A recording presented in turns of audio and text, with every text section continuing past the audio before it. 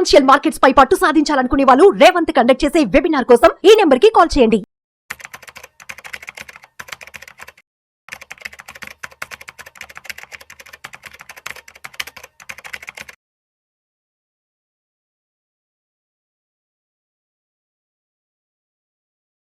Welcome to Vishnu talks. నేను మీ విష్ణు.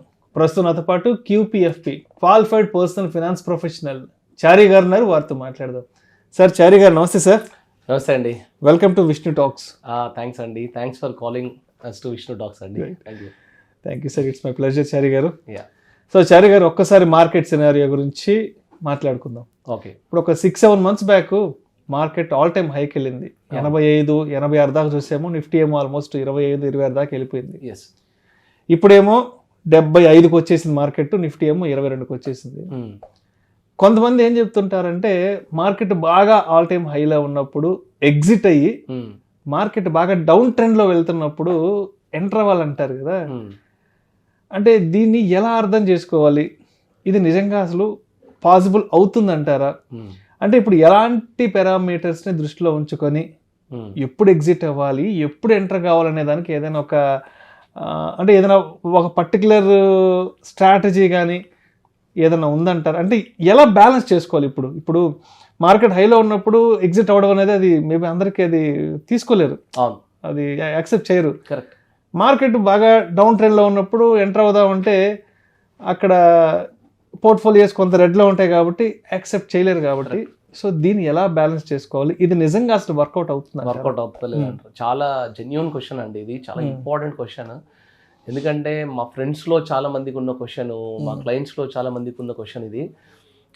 బేసిక్గా ఏంటంటే ఈ క్వశ్చన్కి ఆన్సర్ మీరు కోవిడ్కి ముందు అడుగుంటే మేము కూడా ఒక కన్ఫ్యూజన్ స్టేజ్లో ఉండండి. But Covid has given a crystal clear answer for this ma'am. ఎందుకంటే మేము బాగా డీప్గా ఇన్వాల్వ్ అయ్యి ఉన్న సిచ్యువేషన్స్లో ఎంతమంది మా వాళ్ళు మిస్టేక్ చేశారు, ఎంతమంది సక్సెస్ అయ్యారు అది మేము కళ్ళతో చూసాం. ఓకే. సో బేసిక్గా ఇది మేము ఒక ఎక్సర్సైజ్ చేసామండి దీని గురించి. యాక్చువల్గా మార్కెట్లో హై ఉన్నప్పుడు ఎగ్జిట్, లో ఉన్నప్పుడు ఎంట్రీ, ఇదంతా ఒక సైకలాజికల్ గేమ్. ఓకే. నిజంగా ఒకవేళ అలా చేస్తే అలాంటి సిచ్యువేషన్ చేస్తే బెనిఫిట్ ఉంటుంది, కానీ చేయగలుగుతామా లేదా? ఒకవేళ చేస్తే ఎంత బెనిఫిట్ ఉంది, దీన్ని మనము కొంచెం డీప్గా చూద్దామండి. ఓకే.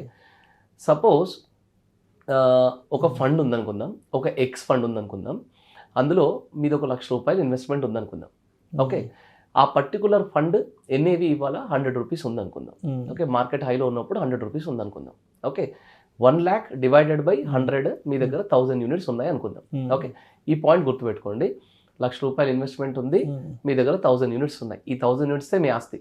ఓకే. ఇప్పుడు మార్కెట్ హైలో ఎప్పుడు ఉంది? సెప్టెంబర్ 2024లో ఉంది. ఓకే. అది పీక్స్లో, అంటే సెన్సెక్స్ 85,000 పాయింట్స్లో ఉంది. ఓకే. ఇవాళ మార్కెట్ ఏ పొజిషన్లో ఉంది? 75,000. సెన్సెక్స్ 75,000. ఎంత డౌన్ అయింది 6 monthsలో? Approximately 10,000 points, almost 10,000 point down అయింది. రైట్. అంటే 10,000 పాయింట్లు అంటే ఇంచుమించుగా 15% వరకు, 14 to 15% వరకు మార్కెట్ కరెక్షన్ అయింది. ఓకే. అంటే స్మాల్ అండ్ మిడ్ క్యాప్స్ కొంచెం ఎక్కువ కరెక్షన్ అయ్యాయి. దట్స్ ఎ డిఫరెంట్ స్టోరీ అండి. బేసిక్గా మనం ఎగ్జాంపుల్తో అర్థం చేసుకోవడానికి మనం ఈ ఫిగర్ తీసుకుందాం. ఎన్ఏవి ₹100 నుంచి 15% డౌన్ అంటే ఎంత అయి ఉంటుంది? ₹15 డౌన్ అయి ఉంటుంది. ఓకే.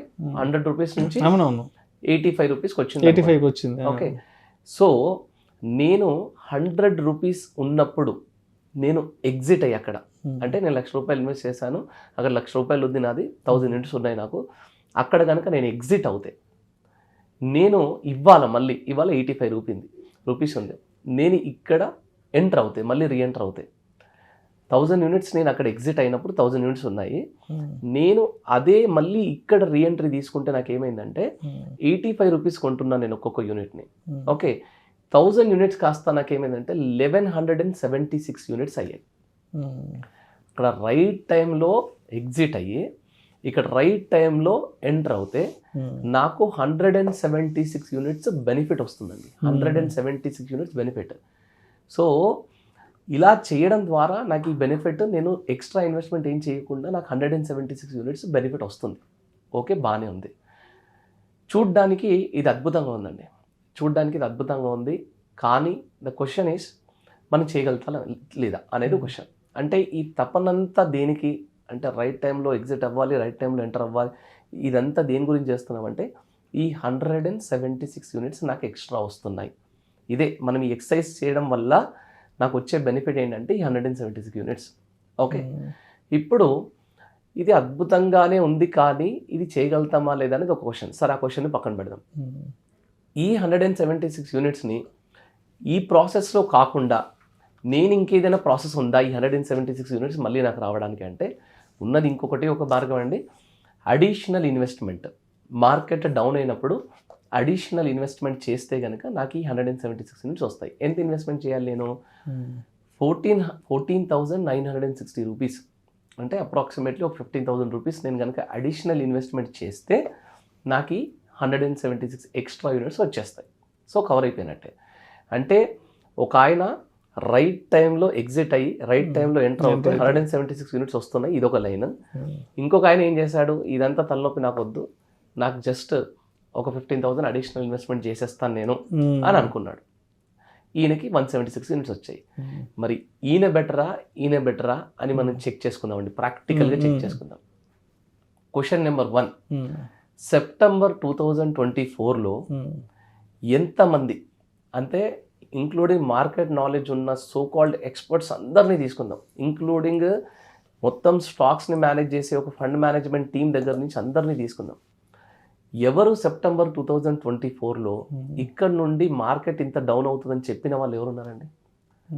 ఒకవేళ, ఎందుకంటే ఈ పాయింట్ని మేము చాలా దగ్గర నుంచి చూసాం.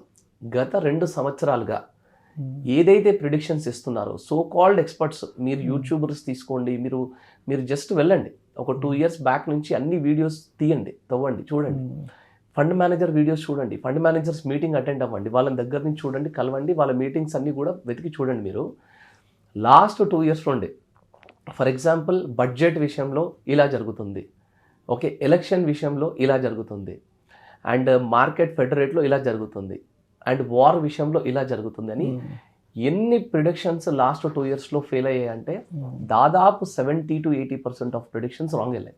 ఓకే, ఈ ప్రిడిక్షన్స్ని పట్టుకొని కనుక ఒకవేళ 75,000 పాయింట్స్ ఉన్నప్పుడు కూడా మార్కెట్ ఆల్ టైమ్ హైలో ఉందండి. సెప్టెంబర్ కంటే ముందు ఒక 6 months 1 year బ్యాక్ 75,000 పాయింట్స్ ఉండే మార్కెట్.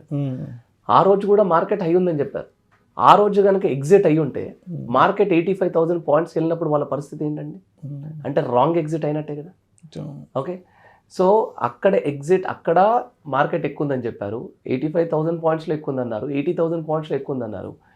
సో నా ఆన్సర్ ఏంటంటే 85,000 పాయింట్స్ ఉన్నప్పుడు ఇది మార్కెట్ ఆల్ టైమ్ హై, ఇక్కడ నుండి మార్కెట్ డౌన్ అవుతుందని ప్రిడిక్ట్ చేసిన వాళ్ళు లేరు. ఒకవేళ ఉన్నా ఇవాళ ఇంత డౌన్ అంటే చిన్న ఎగ్జాంపుల్ తీసుకోండి. సెప్టెంబర్ 2024 రోజు ట్రంప్ గెలుస్తాడని మీకు తెలుసా అండి? లేదా ప్రపంచంలో ఎవరికైనా తెలుసా? ఈవెన్ ట్రంప్కి కూడా తెలియదు అది. ఓకే, ఈవెన్ వారెన్ బఫెట్ కూడా తెలియదు. ఇప్పుడు ఏమైంది, ట్రంప్ గెలిచాడు కాబట్టి వాళ్ళు చేసిన చేంజెస్ వల్ల ఫారెన్ ఇన్వెస్టర్స్కి అక్కడ బెనిఫిట్ ఎక్కువ వచ్చింది కాబట్టి వాళ్ళు ఇక్కడి నుంచి అక్కడికి వెళ్తున్నారు కాబట్టి మార్కెట్ డౌన్ అవ్వడానికి one of the main reason అది, అందుకు డౌన్ అవుతుంది. అలాగా ఫ్యూచర్ ప్రెడిక్షన్స్ అనేవి కొంతవరకు మాత్రమే పనిచేస్తాయి. మార్కెట్ ఇక్కడ హై ఉంది, ఇక్కడ నుంచి కంపల్సరీ డౌన్ అవుతుంది అని చెప్పడం అనేది ఇంపాసిబుల్ అండి. అలా జరగడం అనేది, అలా చేయడం అనేది జరగదు. అయితే ఇది ఎలాంటిదంటే ఒక మూవీలో ఒక ఎగ్జాంపుల్ ఉంటుందండి. అంటే అది కొంచెం డిఫరెంట్గా ఉంటుంది కానీ అది కరెక్ట్గా యాప్ట్ అవుతుంది ఇక్కడ. ఫర్ ఎగ్జాంపుల్ మీ ఒళ్ళో మీ అబ్బాయిని కూర్చోబెట్టుకున్నారనుకోండి, 1 year బాబు అనుకోండి, ఆయన టాయిలెట్ చేస్తాడని చెప్పి మీకు తెలుస్తుందా? ఎప్పుడు టాయిలెట్ చేస్తాడనేది మీకు తెలుస్తుందా? తెలియదు. ఒకవేళ సరే తెలిసినా కానీ వాడు స్టార్ట్ చేశాడు అనుకోండి, ఆపగలుగుతారా మీరు?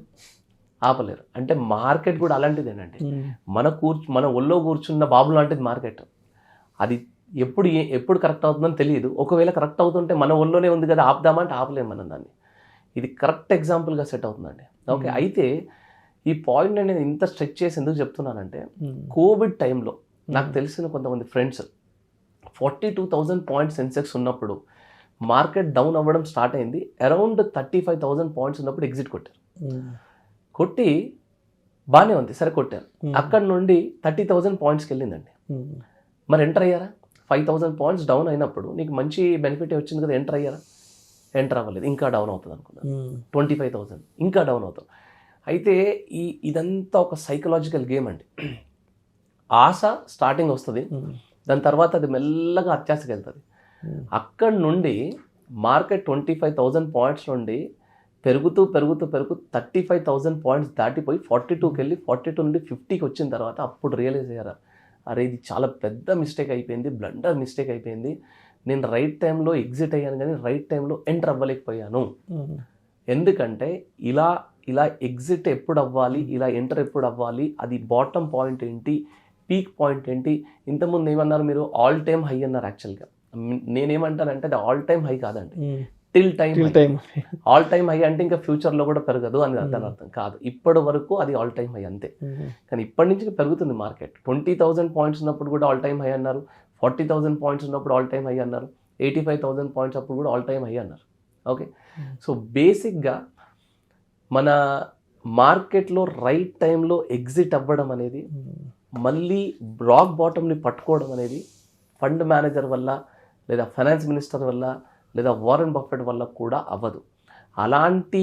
అలాంటి స్ట్రాటజీస్ పక్కన పెట్టుకుని కొంతమంది అంటారు, ఏంటంటే మీరు మ్యూచువల్ ఫండ్ డిస్ట్రిబ్యూటరు, ఏంటంటే మీరు ఫైనాన్షియల్ అడ్వైజరు, మీకు ఈ మాత్రం తెలియదు అంటే ఎప్పుడు ఎగ్జిట్ అవ్వాలి, ఎప్పుడు ఎంటర్ అవ్వాలి, ఎప్పుడు ఎగ్జిట్ అవ్వాలి, ఎప్పుడు ఎంటర్ అవ్వాలి అని చూసే పని ఎవరిది కాదండి. ఫండ్ మేనేజర్కి ఒక స్ట్రాటజీ, ఒక ఫండమెంటల్ ప్రాసెస్, ఒక ప్లానింగ్ ఉంటుంది. ఎంటర్ అవుతే పడితే ఏం చేద్దాము, పెరిగితే ఏం చేద్దాము, తగ్గితే ఏం చేద్దాం అని ఒక స్ట్రాటజీ ఉంటుంది. ఆ స్ట్రాటజీస్ వాళ్ళు ఫాలో అవుతారు, కానీ వాళ్ళు ప్రిడిక్షన్స్ ఉంటాయి, కానీ అన్ని ప్రిడిక్షన్స్ రైట్ వెళ్ళవు. సో ఫైనల్గా నా ఆన్సర్ ఏంటంటే, ఎంట్రీ ఎగ్జిట్ పాయింట్స్ని పట్టుకోవడం కంటే, ఎంట్రీ ఎక్కడ ఎగ్జిట్ అవ్వాలి, ఎక్కడ ఎంటర్ అవ్వాలి అనే పాయింట్స్ని పట్టుకోవడం కంటే, మార్కెట్ బాగా డౌన్ అయినప్పుడు 85,000 నుంచి 80,000 పాయింట్స్కి వచ్చింది, కొంత డబ్బు ఇన్వెస్ట్ చేయి, ఎక్కువ ఇన్వెస్ట్ చేయకు. ఆల్రెడీ ఉన్న పోర్ట్ఫోలియోలో ఒక 5% 10% ఇన్వెస్ట్ చేయి. ఇంకా డౌన్ అయింది, ఇంకొక 5 రూపీస్ ఇన్వెస్ట్ చేయి. అక్కడ డౌన్ అయినప్పుడు దాని అడ్వాంటేజ్ తీసుకోవడం తప్ప, ఎస్ఐపి ఇన్వెస్టర్కి అయితే అది కూడా అవసరం లేదండి. బేసిక్గా డౌన్ అయినప్పుడు దాని అడ్వాంటేజ్ తీసుకోవడం తప్ప అన్నెసరీగా ఎగ్జిట్లు ఎంట్రీలు చేస్తే మన టాక్సేషన్ లాసెస్, సైకలాజికల్ ప్రాబ్లమ్స్, మనకి మెంటల్గా డిస్టర్బ్ అయిపోతాము, ఇవన్నీ జరుగుతాయి తప్ప ఈ ఎంట్రీ ఎగ్జిట్ పాయింట్ గేమ్స్ ఎప్పటికీ ఆడకూడదు. ఎందుకంటే కోవిడ్ టైంలో నా కళ్ళతో ముందు నేను ఒక 2-3 హ్యూజ్ మనీ లాస్ అయిన వాళ్ళని చూశాను. ఇప్పుడు ఈ క్యాల్కులేషన్ మనం చేసిన క్యాల్కులేషన్లో కూడా చూడండి, కేవలం నాకు వచ్చే 15,000 రూపాయల బెనిఫిట్ గురించి నా ₹1,00,000 నేను రిస్క్లో పెడుతున్నాను. ఎంతవరకు correct? So that is not at all correct. మీ దగ్గర మార్కెట్ డౌన్ అయినప్పుడు డబ్బులు ఉంటే ఇన్వెస్ట్ చేయండి, డబ్బులు లేకపోతే కామ్గా కూర్చోండి. మీరు ఇన్వెస్ట్మెంట్ ఎట్లాగైనా పెరుగుతుంది. అది డబ్బులు లేకపోతే కామ్గా ఎందుకు కూర్చోమంటున్నానంటే, మ్యూచువల్ ఫండ్లో ఉన్న బ్యూటీ ఏంటి, ఫండ్ మేనేజర్ బకెట్లో ఆల్రెడీ డబ్బులు ఉంటాయండి. ఆయన డౌన్ అయినప్పుడల్లా కొనాల్సిన స్టాక్స్ కొంటూ ఉంటాడు. సో మీకు కూడా మీ డబ్బులు ఇన్వెస్ట్ చేయకపోయినా మీకు వచ్చే బెనిఫిట్ వస్తూనే ఉంటుంది. That is the beauty of mutual fund. అంతేగాని మనము అన్నెసరీగా మార్కెట్ని, అందుకే వార్న్ బఫెట్ ఏమంటాడంటే, don't time the market, spend time in the market. ఈ ఫార్ములా ఫాలో అవ్వాలండి. దయచేసి ఎవ్వరు కూడా మార్కెట్ కరెక్షన్స్ని టైం చేయడానికి ప్రయత్నించకండి. నా హంబుల్ రిక్వెస్ట్ ఇది. Thank you sir, thank you so much చారు గారు. థ్యాంక్స్ అండి, నమస్తే.